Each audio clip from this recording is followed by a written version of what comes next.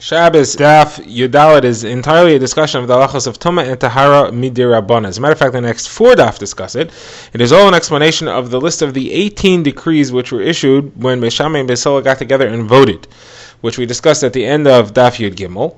The 18 decrees were partially listed. The Gemara quoted a Mishnah in Masechta Zavim that listed 10 out of the 18.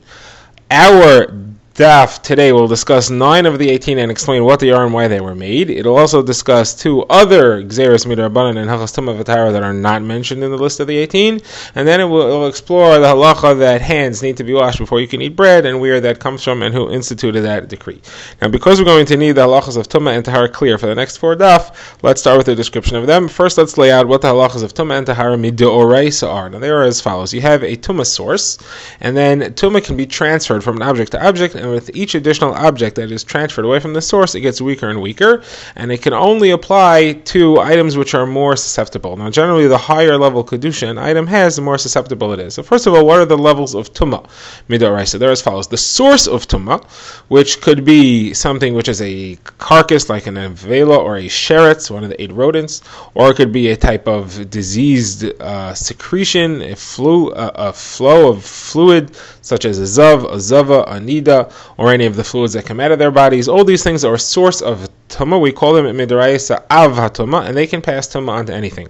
Now, something that gets tumah from the source is called a rishon tumah, the first level.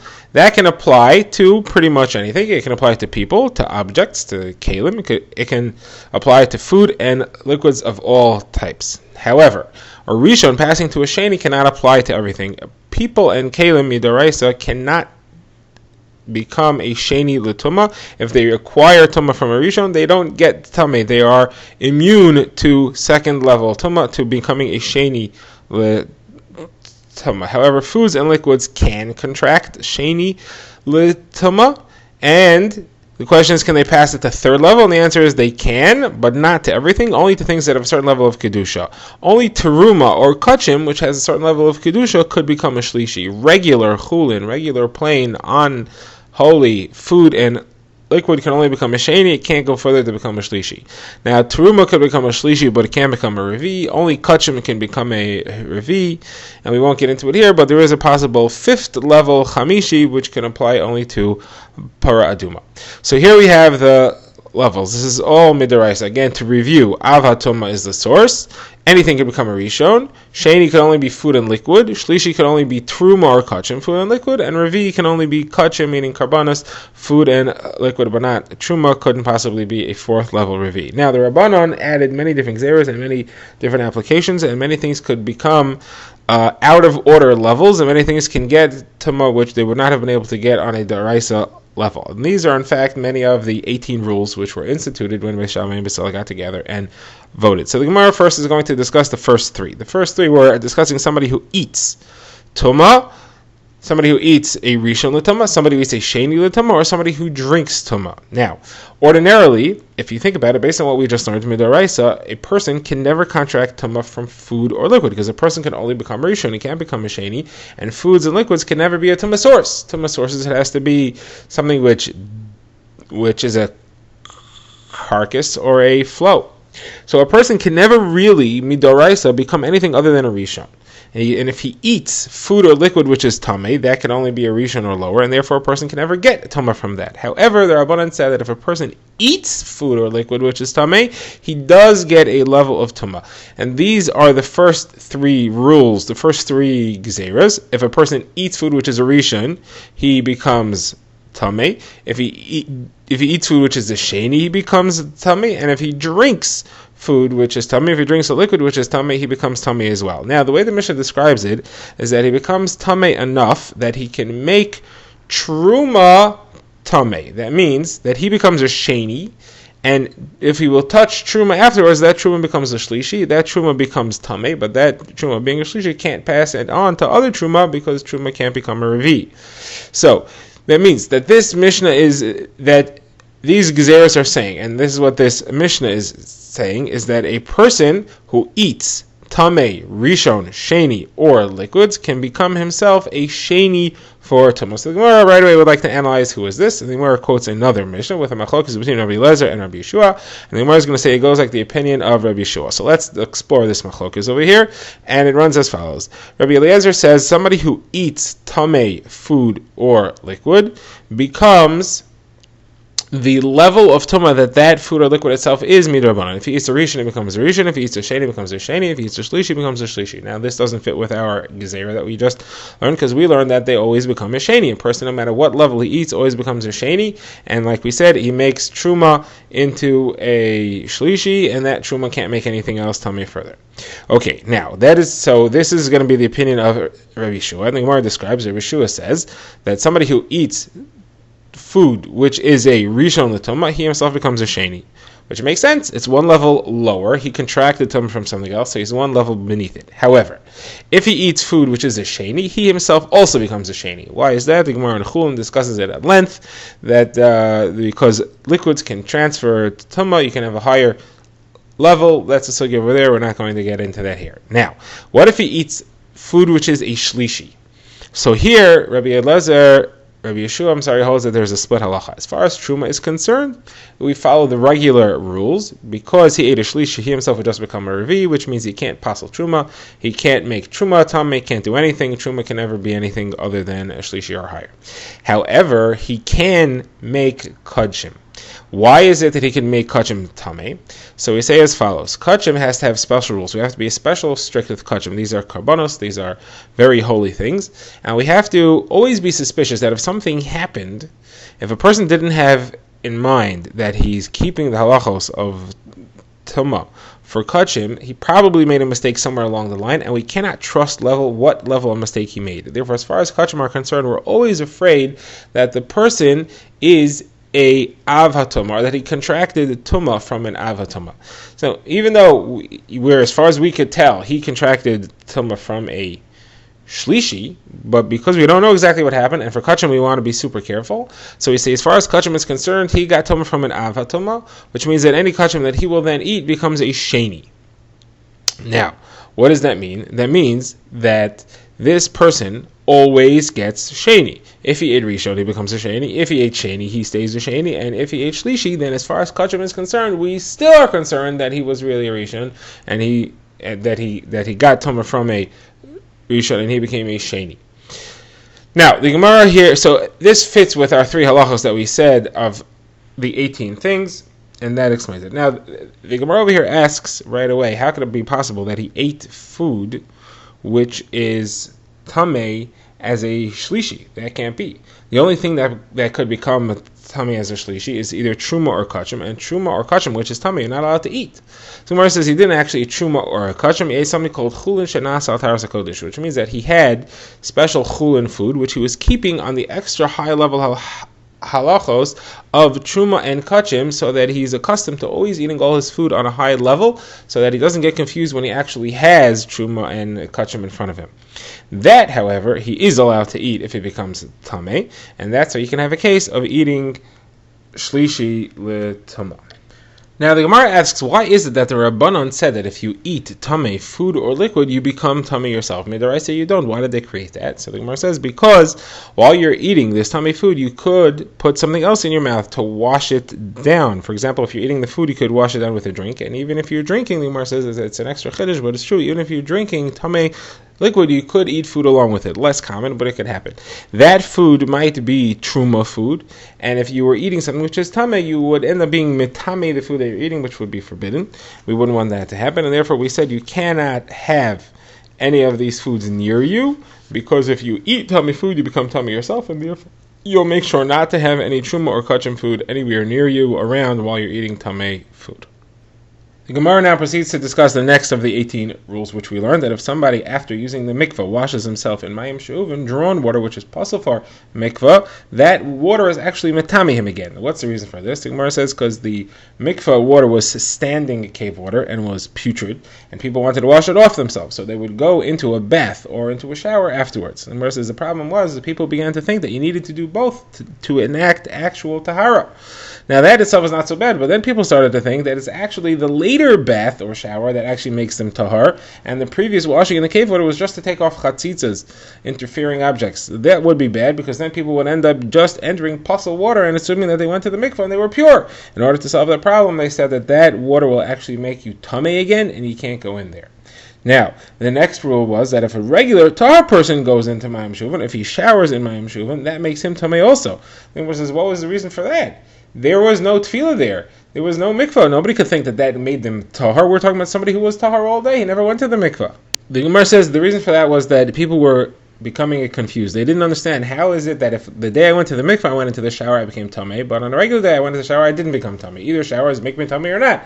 Therefore, we have to establish a general rule. Showers make you tamei all the time, whether you just went to the mikvah or not.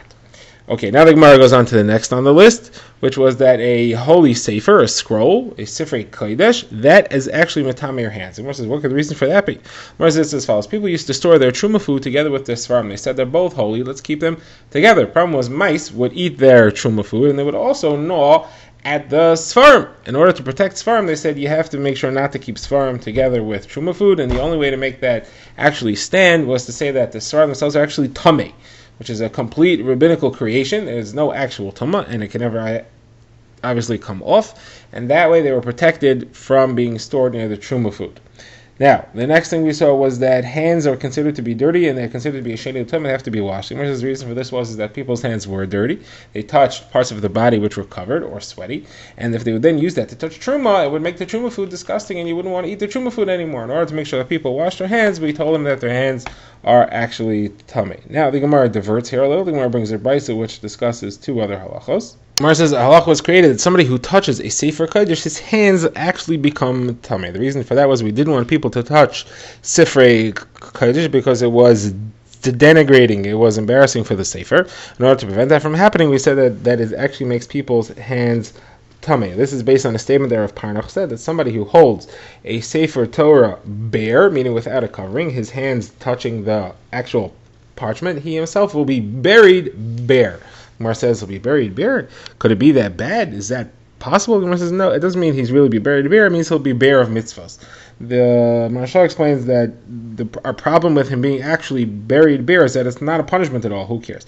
But anyway, Rav Zera says he'll be buried bare of mitzvahs. The Gemara says no mitzvahs will take away all his mitzvahs because he held a sefer Torah with his hands directly on the cloth. The Gemara says no, not bare of all his mitzvahs, bare of that mitzvah that he was doing at the time. He loses the merit of that mitzvah.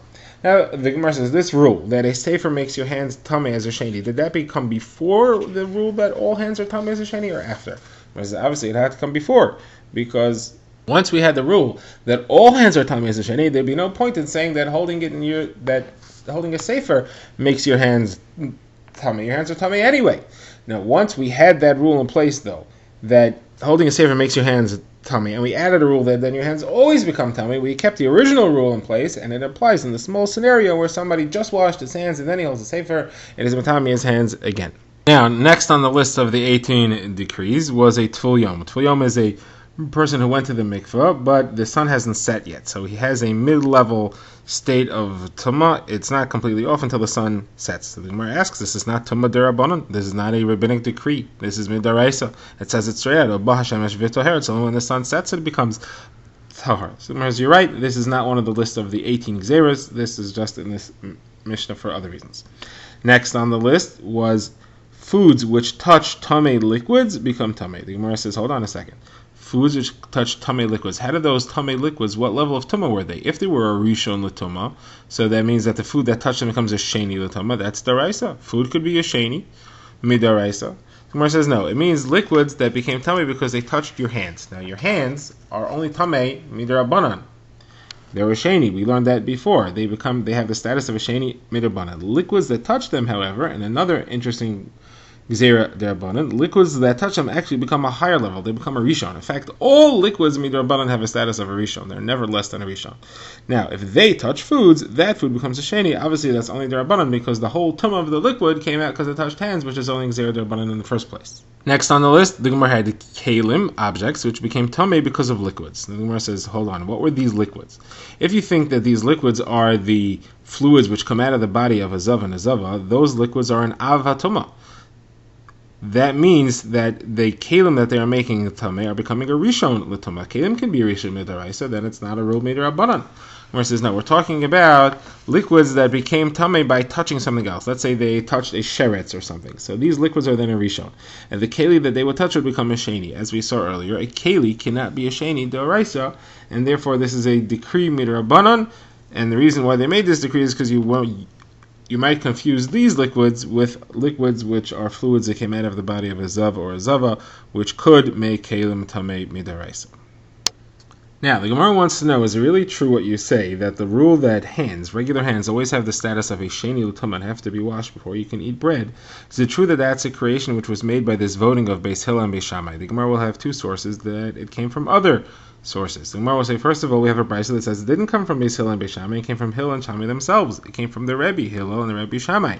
We have a brisa which says as follows: it lists 5 rules that were created. The Gemara says that Yosef ben Eliezer ish trade and Yosef ben Yochanan ish Yerushalayim. They made the rule of Tumah on the lands of the Goyim because the Goyim weren't careful where they put graves and they didn't mark them. So every part of land outside Eretz Yisrael has to be assumed to be a grave. They also said that glass, which is not listed in the Torah, is also something that can contract Tumah. Shimon ben Shetach made the rule of Iksuba, that a woman has a contract which guarantees her a monetary payment if she's divorced or if her husband dies, in order that she should feel comfortable in the marriage, she should feel secure. They also made the rule of Tumah on metal objects.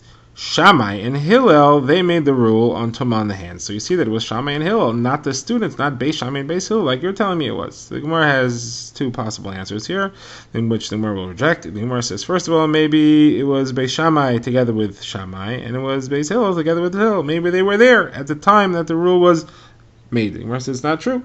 There's a statement of Rav Huna that says that Hillel and Shammai never argued about these things. Hillel and Shammai agreed.